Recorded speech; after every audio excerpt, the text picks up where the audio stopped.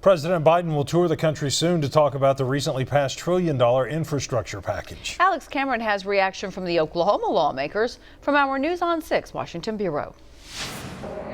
The vote was a much-needed win for President Biden, and he got it with the help of 13 Republicans.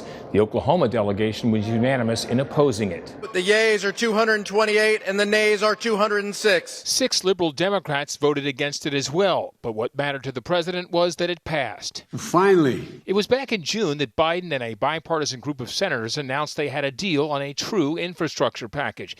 The Senate passed it easily in August, but a prolonged effort by progressive Democrats to link it to their massive social safety net and climate bill kept it from coming to the floor until now. A once-in-a-generation investment that's going to create millions of jobs. The $1.2 trillion plan will invest $110 billion in road and bridge construction over the next 5 years, $55 billion to make sure all Americans have clean drinking water, $65 billion for broadband internet access, $42 billion for ports and airports, $66 billion to upgrade and expand passenger rail, things the Oklahoma delegation would generally support, but not in this form. It's abominable. It's unpaid for. The CBO has told us it's $400 billion.